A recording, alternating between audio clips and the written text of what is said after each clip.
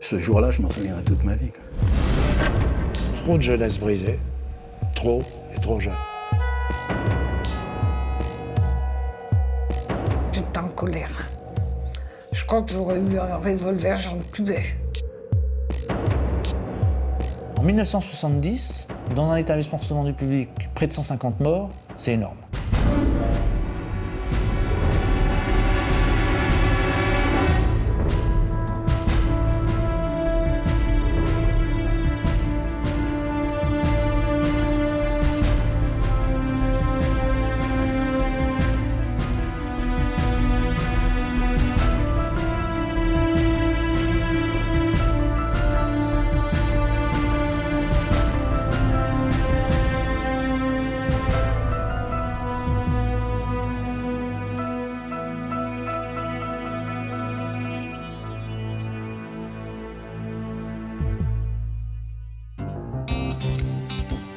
Les feux de mai 68 se sont éteints il y a 2 ans à peine. Mais la jeunesse réclame encore le droit de jouir sans entrave. Pour les filles et les garçons, les semaines sont parfois longues dans l'attente du samedi soir. Patrice Morel a alors 17 ans. Il habite à quelques kilomètres de Chambéry et se souvient bien de ces années-là. Après 68, les parents, ils ne pouvaient plus rien faire. Ils ne pouvaient pas endiguer le flot de cette jeunesse qui voulait s'amuser, en fait. Et toutes les fins de semaine, c'était une forme de délire, mais qui était pas... Il n'y avait pas de drogue. C'était la musique, c'était la drague, c'était bon vivant, quoi. Mais les lieux de sortie sont encore trop rares. On construit pourtant des boîtes de nuit à tour de bras. Rock'n'roll, yéyé, cocktail et premier disque jockey. Pour quelques dizaines de francs de l'époque, les jeunes se retrouvent pour s'éclater jusqu'au bout de la nuit.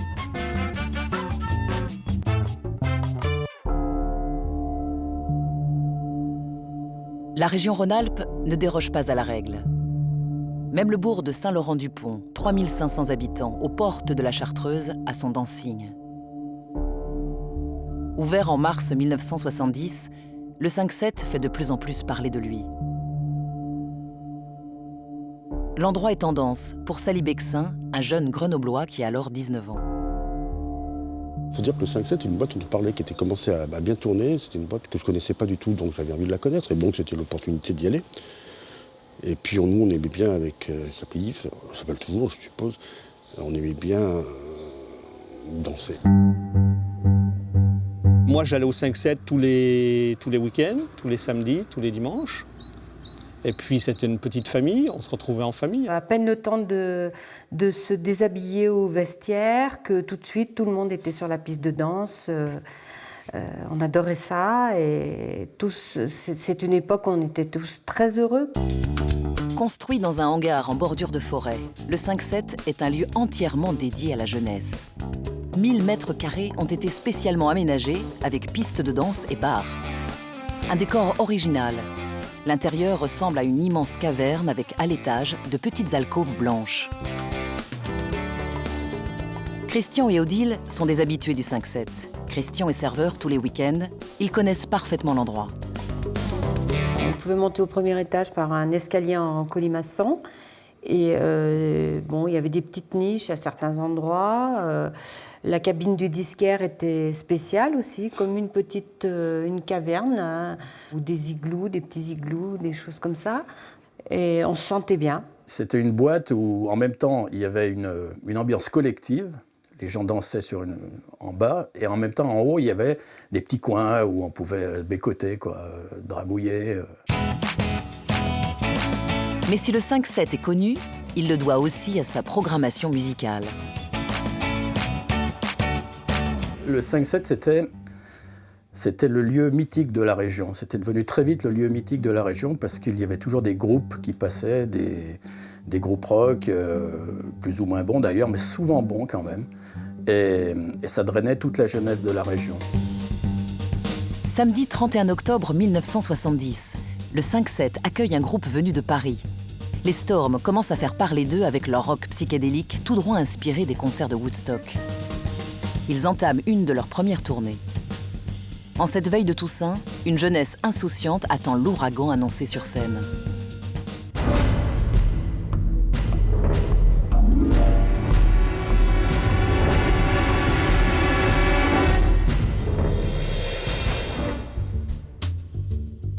Ce samedi, la fête commence de bonne heure.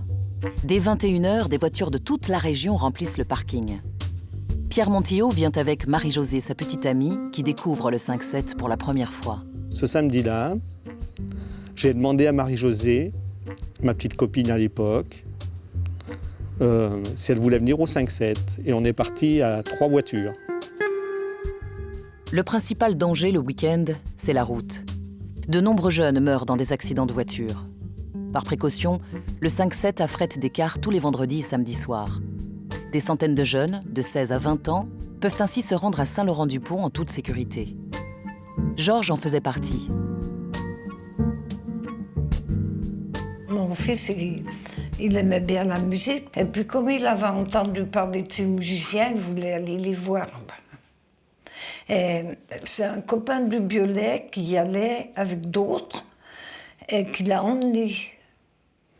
Et puis, vous savez qu'il y avait un car qui les ramenait vers 2h du matin, je crois.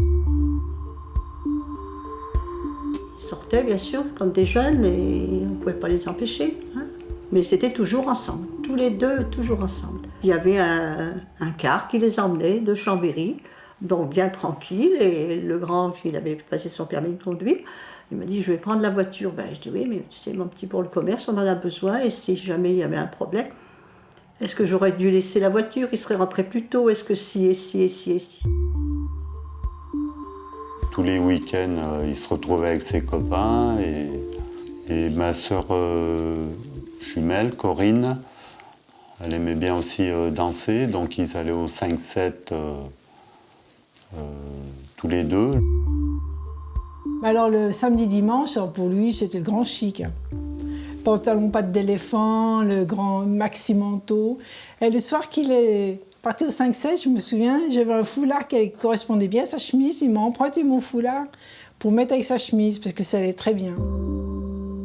Elle a eu un coup de fil quand, dans l'après-midi, à la sortie du bureau le soir à 6h, et que son ami lui a téléphoné, il lui a dit « Tu viens avec moi au 5-7 demain ». Alors elle lui a dit oui, puis mon mari lui a dit ben, « Vas-y ». Et moi, je ne voulais pas qu'elle y aille. Eh bien oui, elle est bien partie, elle n'est pas revenue. Vers 1h du matin, la fête bat son plein. Ils sont plus de 500 sur la piste de danse à se déhancher sur la musique endiablée des Storms. La nuit d'automne est fraîche, mais à l'intérieur du 5-7, il règne une chaleur étouffante. J'avais fait la remarque à Odile et je lui ai dit, mais ce soir, il fait très chaud dans la salle. On discutait avec Odile et l'orchestre continuait à jouer, mais il y avait déjà moins de monde. Et c'est là que, je sais pas, mon sixième sens a dû me dire de lever la tête et j'ai vu comme une lueur, pas rouge, mais orange, comme une traînée jaune-orangée. Il est 1h40. Christian, le serveur, comprend qu'il se passe quelque chose de grave. Il m'a pris par la main, on a traversé la piste de danse, il a crié. On avait beau crier au feu, les jeunes continuaient à danser. Là, moi, je sentais que j'avais très très chaud et une sensation d'étouffement, quoi. Christian entraîne Odile et une dizaine d'autres personnes vers une issue de secours. Il sait déjà que c'est la seule chance de s'en sortir. Des flammes commencent à apparaître au premier étage du dancing. Juste au moment où j'arrivais vers le bar, j'ai vu quelqu'un qui courait devant moi, qui est monté au premier étage. Et j'ai pensé à une bagarre. Et en levant la tête, j'ai vu une immense flamme qui embrasait tout le plafond de la discothèque d'un coup. J'ai vu que ça criait au secours, papa, maman, on étouffe. Et puis que là, j'ai commencé à voir que tout le monde sortait, que ça prenait feu. Il est 1h45. Dans la panique, tous les danseurs se précipitent vers l'unique sortie qui se fait par un tourniquet. J'ai foncé vers la sortie, par le grand tourniquet. Et je ne sais pas comment j'ai fait pour sortir, hein, parce que j'ai glissé entre et je me suis ouvert l'arcade sourcilière contre, et en montant le truc, et je suis sorti, mais je crois j'ai fait 5 mètres, 5-6 mètres en sortant. Et je me suis retourné, il y avait le feu qui sortait par la porte. Quelques-uns, comme Sally, réussissent à s'extraire du 5-7 avant que le feu n'envahisse tout le dancing. Il y en a un, Bernard Gillet de Voiron, qui était avec moi et qui a dit il y a ma sœur à l'intérieur, je rentre. Je lui ai dit rentre pas, tu peux pas rentrer, tu vas rester. Et il est rentré, il a fait 1 mètre, il s'est écroulé, il est mort. Une fille qui est sortie en feu, qui s'arrachait les vêtements avec la peau. Moi, je suis partie affolée en courant sur la route. On a entendu comme si tout s'effondrait. On entend au secours, papa, maman, on étouffe, on va mourir. Et puis d'un seul coup, mais ça dure, je sais pas, 30 secondes. Puis d'un seul coup, vous entendez le silence total. Et puis après l'explosion, et après plus rien. Il n'y a pas de téléphone au 5-7. Gilbert Bas, un des propriétaires du dancing, part prévenir les secours de Saint-Laurent-du-Pont qui se trouve à 2 km. Il est 2 heures du matin lorsque les premiers pompiers arrivent sur place.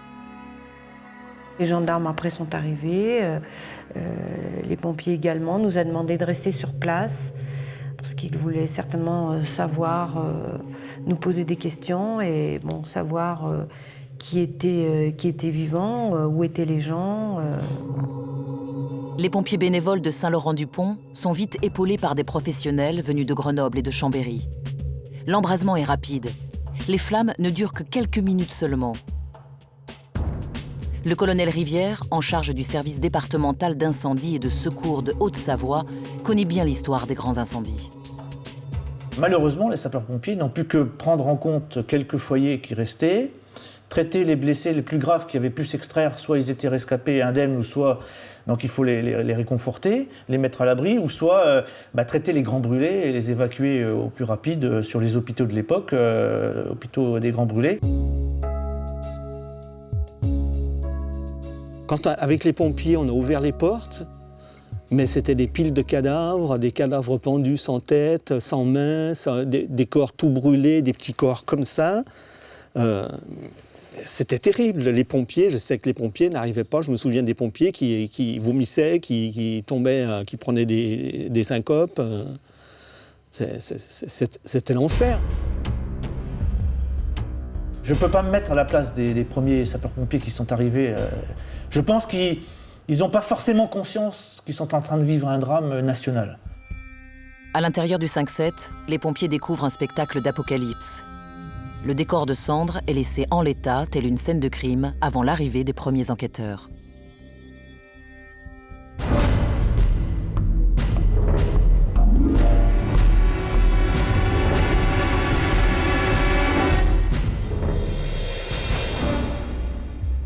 Dès 7 heures du matin, les radios et la presse régionale font leurs premières éditions spéciales.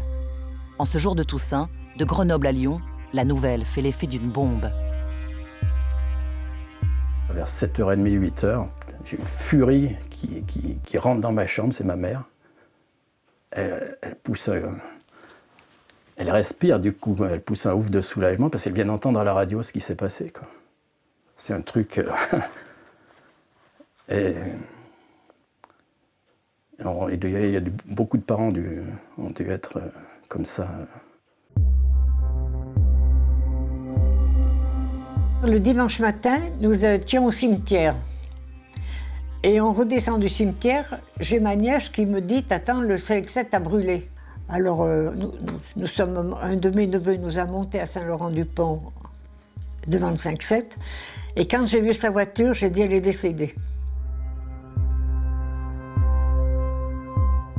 J'ouvre les volets et j'entends 2 messieurs dans la cour qui disent « Quelle horreur, mais quelle horreur !»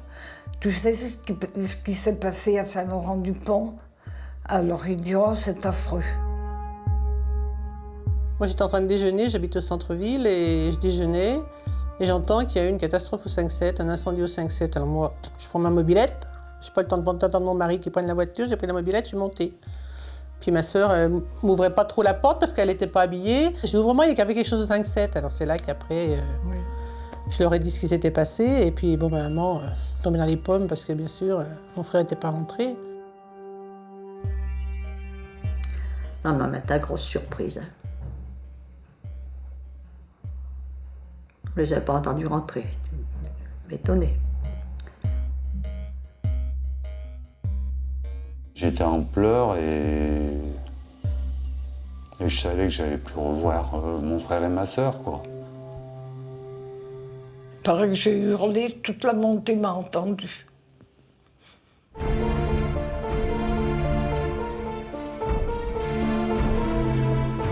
On est partis comme des fous là-bas et en arrivant là-bas, puisqu'on a vu plein de voitures arrêtées, les pompiers, tout ça, et on voyait les civières qui passaient là un peu au loin, là, comme ça, et je voyais des têtes brunes, là, des cheveux bruns. Je disais, bon Dieu, c'est mon fils, c'est mon fils. On était là tous à gare, autour des voitures, là, on ne se connaissait pas, on ne savait plus où on était. Dès le début de la journée du dimanche, la Croix-Rouge vient prêter main forte aux pompiers. Marie-Odile Ribolette est à l'époque secouriste pendant les week-ends. Ceux qui pouvaient tenir le coup, on allait donc aider les pompiers, puisqu'ils sortaient les corps au fur et à mesure, d'aider les pompiers. Une salle avait été préparée pour justement amener ces corps brûlés, bien entendu. Je vous dis, il y a des secouristes qui n'ont pas tenu le coup. André Verret était journaliste au Dauphiné Libéré et au Progrès de Lyon. Arrivé sur les lieux du drame dès 7 h du matin, il assiste au travail de dégagement des corps. Moi, je me souviens que les premiers pompiers qui sont arrivés tournaient de l'œil. Le centre de secours de Saint-Laurent-du-Pont, c'est un tout petit centre de secours. C'est que des volontaires, c'est que des bénévoles, quoi, des volontaires à l'époque. Le lieutenant, c'est le marchand de vin. Hein, et ils arrivent là, les premiers se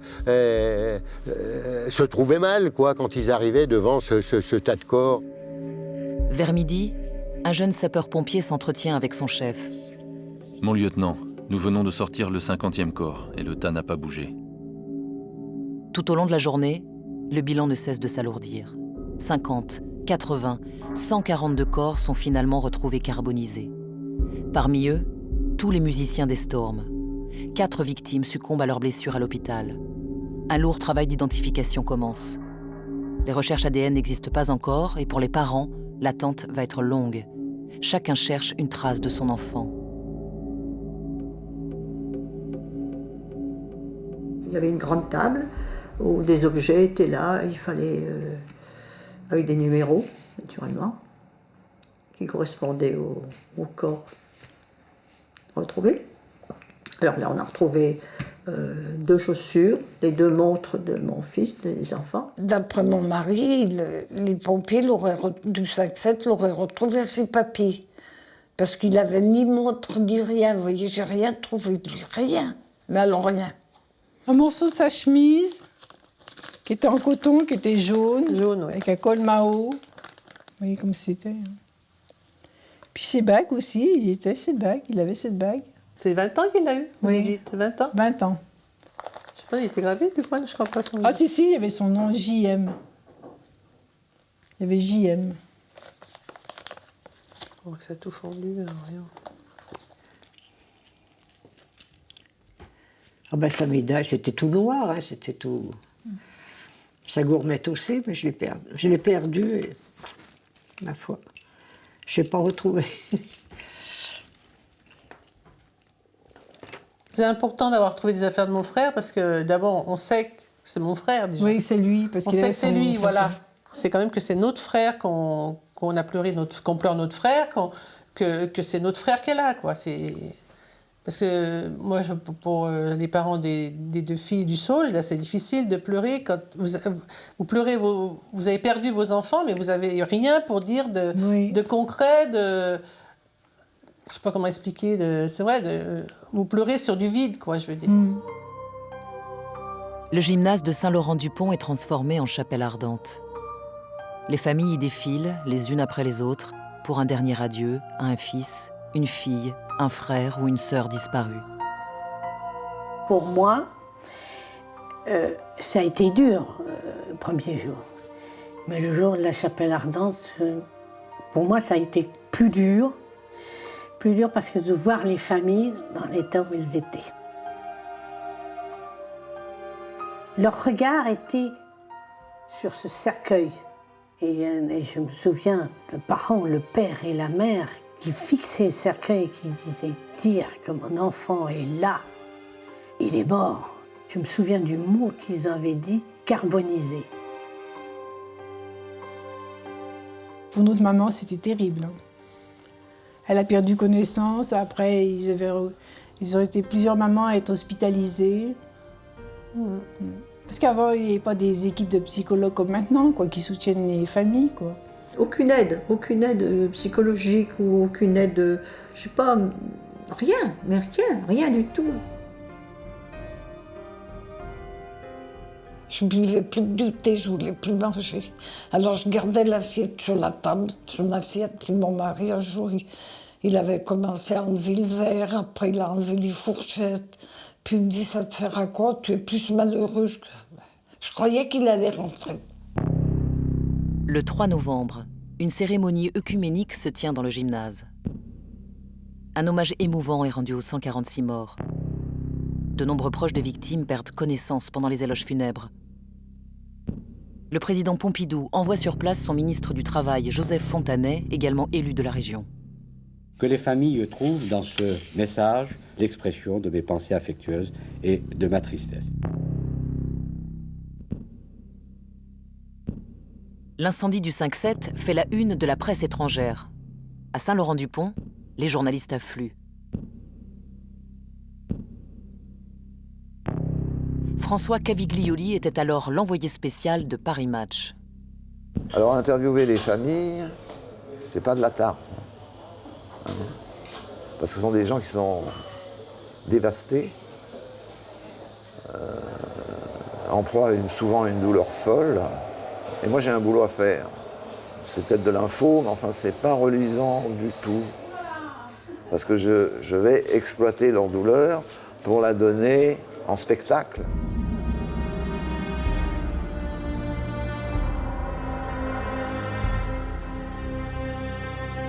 Dans la chapelle à Ardentes, un journaliste m'a enfermé carrément dans les WC et il m'a fait l'interview dans les WC. Pour que j'aille parler à personne. J'avais aussi, pour rendre le reportage plus émouvant, à récupérer des photos des albums de famille.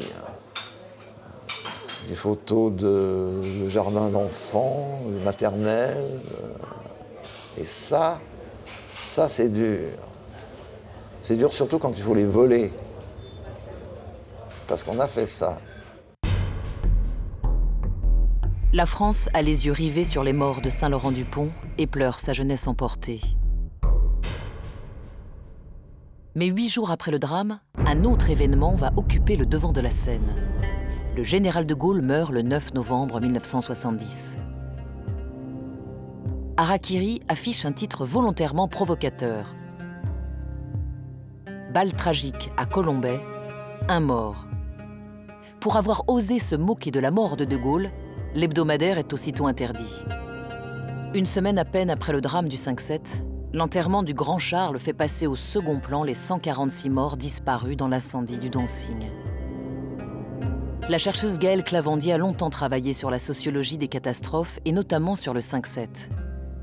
La mort du général de Gaulle, qui a eu lieu quelques jours après, a fait que la catastrophe est devenue c'est quelque chose qui était énorme et qui s'est dégonflé comme un soufflet. C'est le truc qui s'est étouffé, pouf. Je pense que les autorités étaient très mal dans leur peau, de toute façon, avec une affaire comme ça sur les bras. Donc ça a bien arrangé tout le monde que De Gaulle meure juste après, quoi. C'est vrai qu'on sent vraiment que les familles ont été seules, d'où leur colère, d'où leur révolte, et une révolte qui ne fait qu'enfler dans les semaines et les mois qui ont suivi la catastrophe. On voulait savoir ce qui s'était passé, on voulait savoir pourquoi. Les familles des victimes du 5-7 viennent d'enterrer leurs enfants. Au deuil et à la tristesse s'ajoutent la colère et les premières questions. Comment l'incendie s'est déclaré? Qui sont les responsables? La catastrophe du 5-7 ne fait plus les unes des journaux. Les familles des victimes se sentent abandonnées.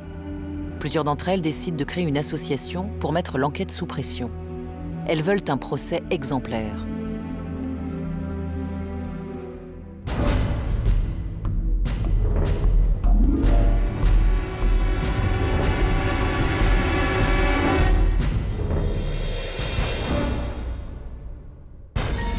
Le dossier s'annonce compliqué pour les enquêteurs. Le dancing a ouvert il y a seulement 7 mois et aucun signe ne pouvait laisser présager du drame. L'absence d'éléments ou de preuves qui pourraient ouvrir des pistes fiables laisse place à la rumeur. L'incendie pourrait être d'origine criminelle. Et le coupable est tout désigné. Le milieu grenoblois est actif dans les années 70. Raquettes, proxénétisme, règlement de compte. La mafia iséroise s'est fait une place au soleil aux côtés des clans lyonnais ou marseillais. Le 5-7 et sa popularité grandissante pouvaient susciter des jalousies. Nous, ceux qui sont restés, on a dit c'est un règlement de compte. Et nous, quand on parlait avec les gérants, parce qu'on se connaissait quand même très très bien, vraiment, c'est des amis, hein, on se connaissait très très bien, et quand ils nous parlaient, ils nous disaient qu'ils étaient menacés, qu'ils avaient des menaces de raquettes, des machins comme ça. La rumeur est aussi alimentée par l'histoire récente du 5-7. Une guinguette tenue par les mêmes propriétaires et située au cœur de Saint-Laurent-du-Pont avait brûlé 1 an auparavant. 2 incendies aussi rapprochés, c'est forcément suspect.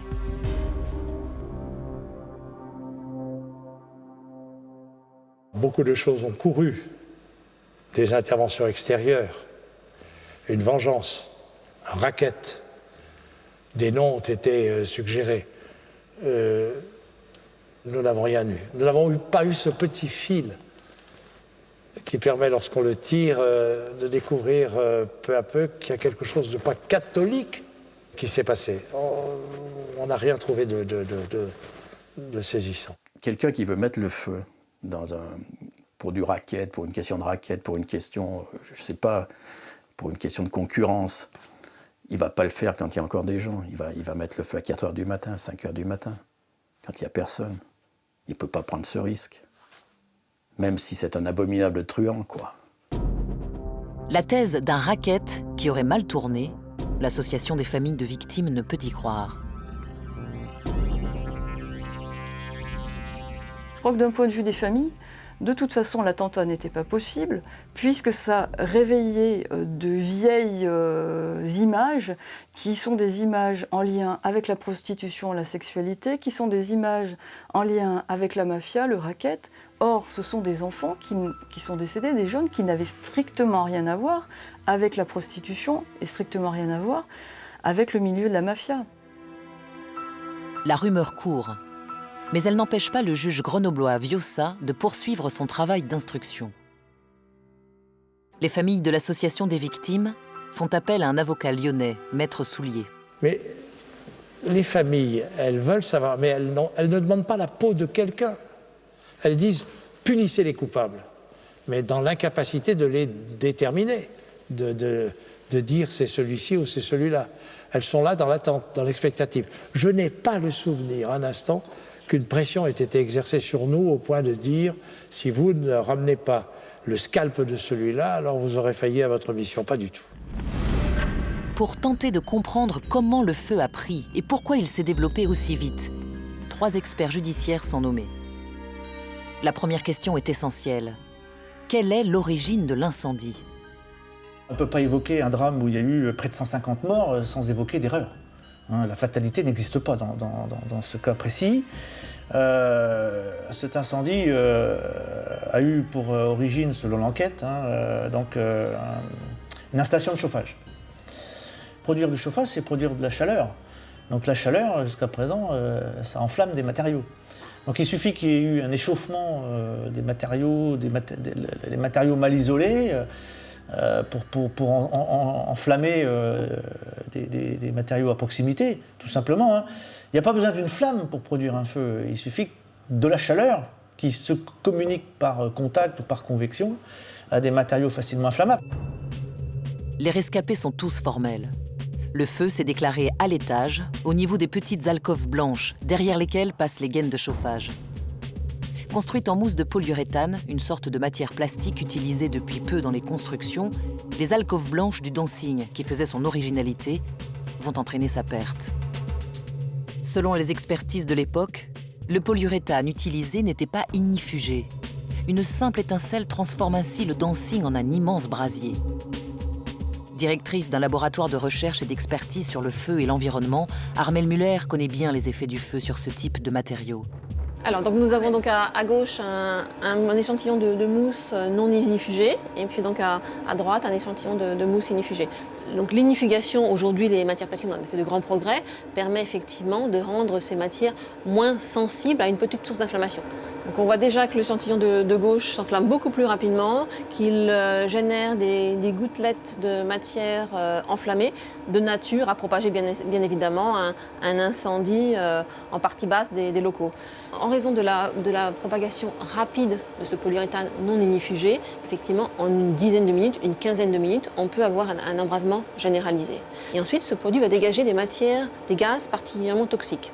En quelques minutes, suivant bien sûr la dose qui va être reçue par les personnes, elles pourront effectivement s'évanouir, puis surviendra le décès quelques minutes encore après.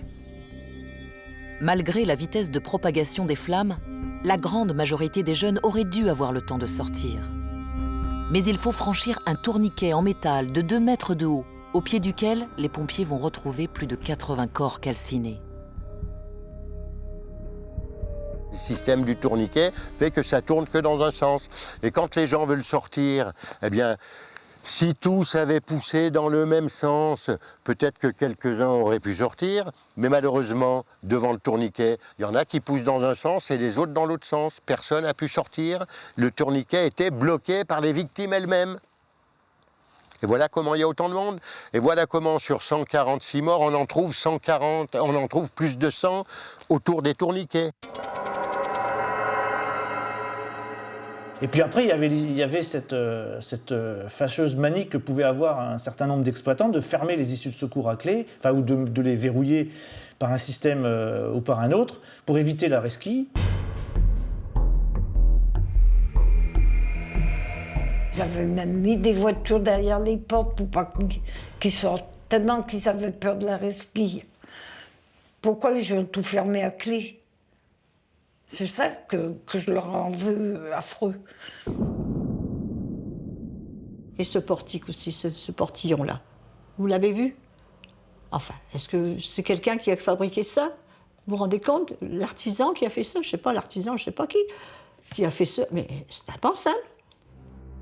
Un système de chauffage défectueux, des matériaux hautement inflammables, un tourniquet qui retarde la sortie et certaines issues de secours bloquées. Les jeunes du 5-7 se sont retrouvés pris au piège. Dans ces conditions, on peut se demander comment le dancing avait obtenu l'autorisation d'ouvrir au public. On ne peut pas dire qu'il n'existait pas de réglementation relative au risque d'incendie et au risque de panique au moment du drame du 5-7, puisqu'on avait déjà un règlement de sécurité qui datait pour le décret de 1954 et pour le règlement de sécurité technique de 1965, avec des règles très précises. Le nombre d'issues était correctement dimensionné, les matériaux utilisés étaient également très précisés. Le problème du 5-7 n'a pas été la non-existence d'un règlement de sécurité, il a été le problème de la non-application du règlement existant.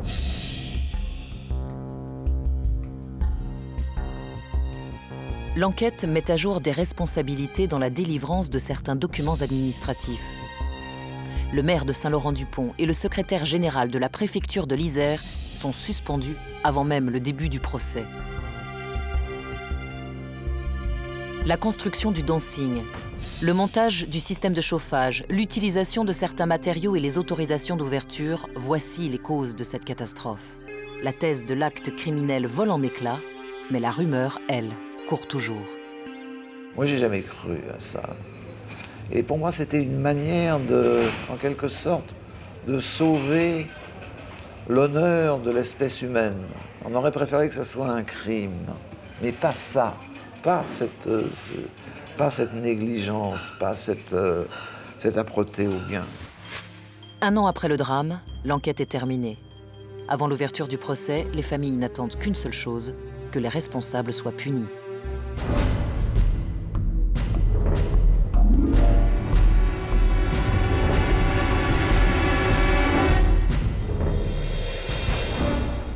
Le procès s'ouvre le 9 octobre 1972 devant la 7e chambre du tribunal correctionnel de Lyon. L'audience a lieu dans la salle de la cour d'assises, tant les familles et les proches de victimes sont nombreux.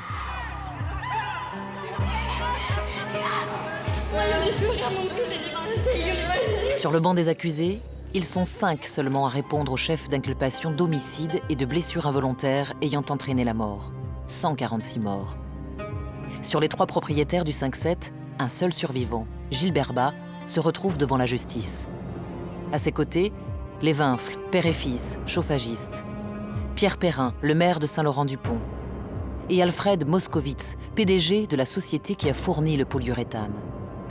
Pierre Truche est alors premier substitut du procureur. Il s'intéresse d'abord aux 3 propriétaires du 5-7. Gilles Berbat, Jean-Louis Herbelin et Jean-Paul Reverdy. Ce sont 3 jeunes hommes qui étaient très bien notés, très bien considérés. Et ces jeunes, ce qu'ils avaient, c'est beaucoup d'ambition, beaucoup de volonté pour faire un dancing qui recueille tous les gens de leur âge, et même des plus jeunes, pour faire la fête. Et le malheur, c'est que d'une part, ils n'avaient pas d'argent, et que d'autre part, ils n'étaient pas compétents. Alors, ce qui fait qu'ils ont, ne pouvant pas se payer des personnes compétentes, ils ont fait ça eux-mêmes. Gilles Berbat a 26 ans. Devant le juge Petit, il reconnaît s'être passé de spécialiste pour l'installation du système de chauffage pourtant complexe à mettre en place. Il reconnaît également avoir installé lui-même le tourniquet qui, le soir du drame, a freiné la sortie et entraîné la mort de nombreux jeunes coincés à l'intérieur du 5-7. Il reconnaît enfin avoir bloqué 2 issues de secours pour éviter les resquilleurs. Le 2e degré de responsabilité abordé au cours du procès est celui des chauffagistes. Le système de chauffage n'était pas bon. Alors cet artisan-là, ces gens qui ont installé le chauffage, je dis, ils savaient faire ça dans des maisons individuelles, mais pour un établissement, ils n'avaient certainement pas la carrure pour faire ça à ce niveau-là. Joseph Winfl et son fils n'avaient tout simplement pas les compétences pour un chantier tel que celui du 5-7. La Cour souligne qu'en tant qu'artisan, ils devaient mettre en garde les acheteurs sur l'installation de ce système de chauffage. Eux s'estiment non coupables parce qu'ils n'ont fait que vendre un système existant dans le commerce. Le 3e degré de responsabilité concerne le fournisseur de la mousse de polyuréthane qui a servi à la fabrication des petites alcôves blanches du dancing. Alors qu'il s'était d'abord adressé à un grand groupe, les gérants s'étaient vus refuser la livraison. Par contre, il s'adresse à un 2e, dirigé par un docteur en chimie, très spécialiste de ces affaires-là, et qui, sachant qu'il s'adresse à des gens complètement incompétents, ne leur a pas dit quelles étaient les limites d'utilisation. Alfred Moskowitz conteste l'accusation. À ses yeux, polyuréthane ou pas, l'incendie aurait eu dans tous les cas les mêmes conséquences. Les chauffagistes sont sur la même ligne. Après 3 jours de procès, Gilles Berbat, un des 3 propriétaires du 5-7, est le seul à reconnaître sa responsabilité et sa culpabilité. Au 4e jour des débats, le procès aborde les responsabilités administratives. Pierre Perrin, le maire de Saint-Laurent-du-Pont, a signé le permis de construire pour le 5-7, mais pas l'autorisation d'ouverture. Il savait pourtant que le dancing fonctionnait depuis plusieurs mois. Son attitude hautaine et méprisante exaspère les parents des victimes. Au bal maire de Saint-Laurent, il avait 5 avocats pour lui tout seul. Alors il y a un avocat qui nous a dit « Oh, mais qu'est-ce que vous voulez t'en faire d'histoire il y a des accidents sur la route tous les jours, mais ça n'a rien à voir, les accidents de la route, avec ça. Hein. » Ils en ont tué 146. Vous voyez, j'en voulais moins aux gérants du 5-7, parce qu'il y en a plusieurs qui sont restés dans l'incendie. C'était des inconscients. Et le seul qui restait, Monsieur Bas, il s'appelait. Hein. Il avait on voyait qu'il était ennuyé, quoi. Il avait la tête baissée. Enfin, il avait un comportement d'une personne normale, quoi. Je sais pas, moi, qui se sent responsable de cette catastrophe, quoi, je veux dire. Tandis que le comportement du maire de Saint-Laurent-du-Pont, c'était pas du tout la même chose. Hein. Il recevait des télégrammes de soutien. Il les lisait pendant qu'il y avait le procès. Pas de respect, quoi. D'ailleurs, une fois, la cour n'était pas arrivée, on l'a insulté, d'ailleurs. Hein. Je vous dis carrément. Moi, la première. Hein, parce que franchement, je trouvais qu'il n'y avait pas un comportement digne. Pierre Perrin, robuste quinquagénaire, marchand de bois quand il n'est pas maire. affirme très vite à la barre se sentir dégagé du drame du 5-7 et avoir fait tout ce qu'un élu se doit de faire. Valider le permis de construire auprès de la préfecture de l'Isère. Obtenir l'autorisation d'ouverture de nuit. Et enfin, envoyer régulièrement des gendarmes au dancing pour vérifier les bonnes mœurs du lieu. Mais pour le juge Petit, le maire a oublié une chose importante. Vérifier que le lieu répond bien aux normes de sécurité avant qu'il n'ouvre ses portes au public. Un établissement recevant du public ne pouvait pas ouvrir s'il n'avait pas été visité par une commission de sécurité. Cette mesure existait déjà à l'époque. Après, les autorités administratives de l'époque, c'était à eux de faire respecter cette mesure.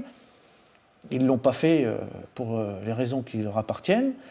En tout cas, ça a généré la non-connaissance de l'établissement par la commission de sécurité. Et ils n'ont pas pu émettre l'avis défavorable qui aurait prévalu à ce moment-là, à mon avis.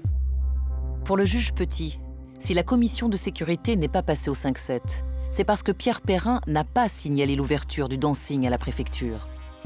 Pour sa défense, le maire se présente en bouc émissaire, en coupable trop idéal, car pour lui, faire venir la commission de sécurité relève d'abord et avant tout de la préfecture. Ceux de l'administration, dit-il, qui eux sont payés et ne font pas leur travail. Il reçoit le soutien de 538 maires de l'Isère. Bien sûr que les permis de construire sont délivrés par les maires dans ces cas-là. Enfin, il y avait la préfecture. À l'époque, les maires étaient en tutelle.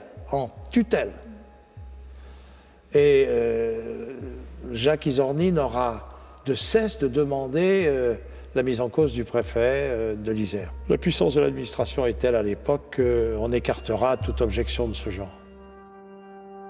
À l'époque, on ne fait pas tomber un préfet. 70 et Pompidou, on ne fait pas tomber un préfet à l'époque.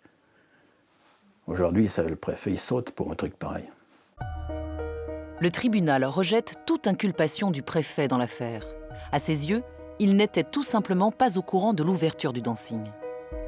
Le réquisitoire du premier substitut, Pierre Truche, clôt une semaine de débat. La peine maximale prévue alors pour homicide et blessure involontaire est de 2 ans d'emprisonnement. Pour les parents des victimes, c'est trop peu, et certains quittent la salle, ulcérés par ces réquisitions qu'ils jugent bien trop clémentes. 146, c'était quand même pas mal. Hein. Puis après, puis vous n'avez qu'à pas envoyer votre fille, ils n'avaient qu'à pas aller danser le jour de la Toussaint. C'était la veille de la Toussaint. Alors les gens disaient, ils n'auraient pas dû faire ça. Il aurait fallu qu'ils avaient pas besoin de danser, ils avaient qu'à laisser fermer le 5-7 à ce moment-là.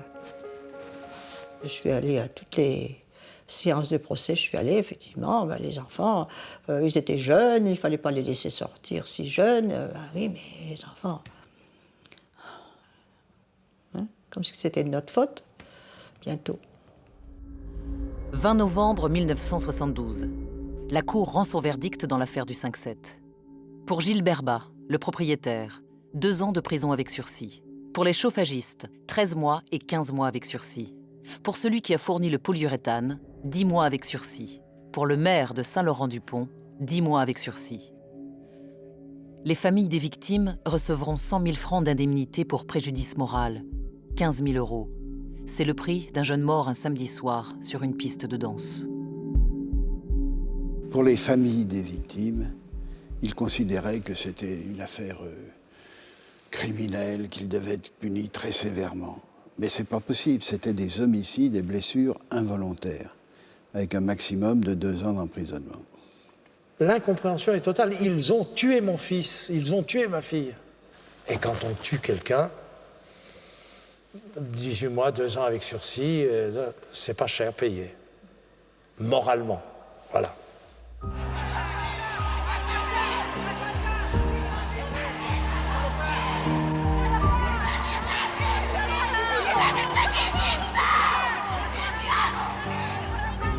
On espérait vraiment que les coupables allaient vraiment être reconnus et qu'on allait avoir au moins un peu de tranquillité d'esprit et de cœur, quoi.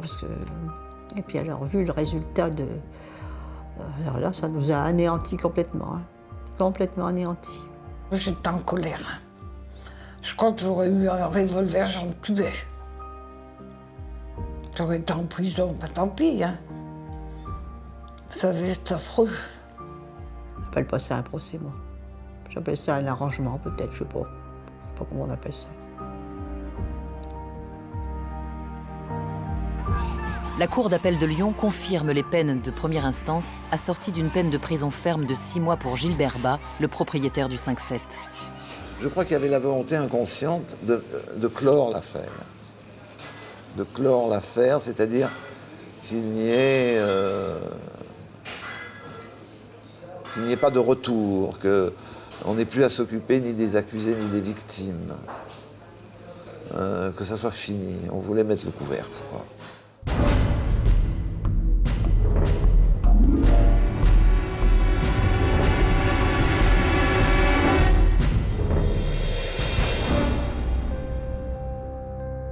« 40 ans après, la ville de Saint-Laurent-du-Pont porte encore les stigmates de l'incendie du 5-7. Elle est toujours intimement liée à ce triste fait divers, 146 morts dans un bal tragique. L'image est parfois lourde à porter. Ça a été, Saint-Laurent-du-Pont a été comme ça, un peu marginalisé, s'est marginalisé et a rejeté ce drame. On ne parle pas du 5-7 à Saint-Laurent-du-Pont. On essaie d'aller parler du 5-7. Ah, vous allez remuer des trucs. C'est un des plus grands drames du siècle dernier. Arrivé à Saint-Laurent-du-Pont peu de temps avant la catastrophe, Jean-Louis Monin est aujourd'hui maire de la ville. Le silence, quelquefois, quand c'est trop dur pour tout le monde, le silence, c'est peut-être la meilleure réponse, dans un premier temps.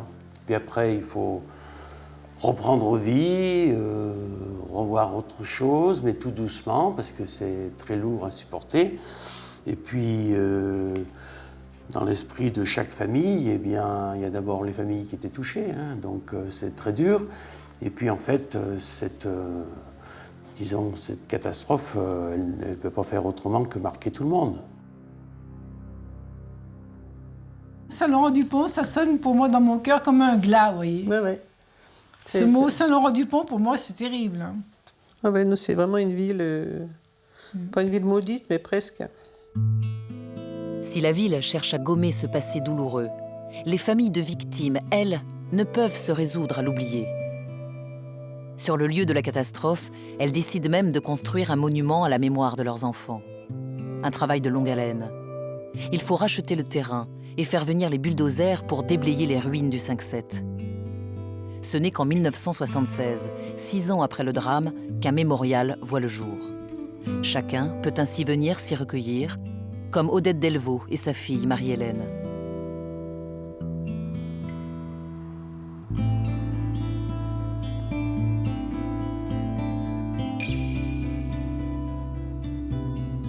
Je pense à tous les gosses, quoi, il n'y a pas de doute. C'est pas quelque chose de personnel quand je viens ici.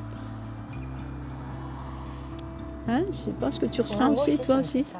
Hein, j'ai pas l'impression que c'est pas personnel, c'est... Oui. On a passé de tristes moments ici.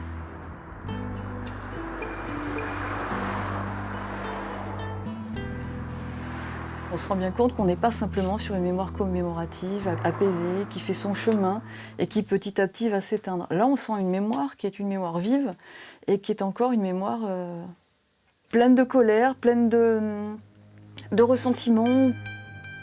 Derrière la stèle de marbre gris, où s'affichent les noms de tous les disparus et leur âge, le tourniquet, comme un vestige macabre du dancing, est là pour rappeler que la colère ne s'est pas éteinte.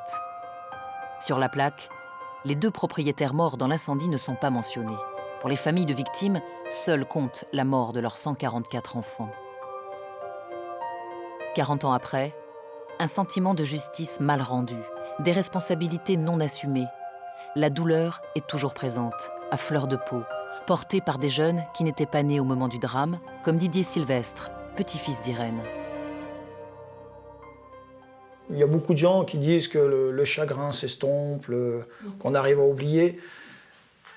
L'expérience que j'ai avec ma grand-mère, l'expérience que j'ai avec les autres familles, Madame Delvaux, Madame Dussault, tous les autres parents, on ne peut pas, quoi, on peut pas oublier. Ceux qui ont échappé aux flammes portent eux aussi les traces indélébiles de la catastrophe. On est parti à 3 voitures, on est revenu à 3. Ils sont tous morts dedans.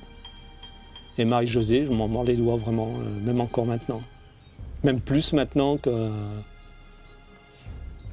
qu'avant. Maintenant, ça me fait vraiment de la peine. Je pense souvent à elle et je me dis quand même, c'est à cause de moi qu'elle est morte.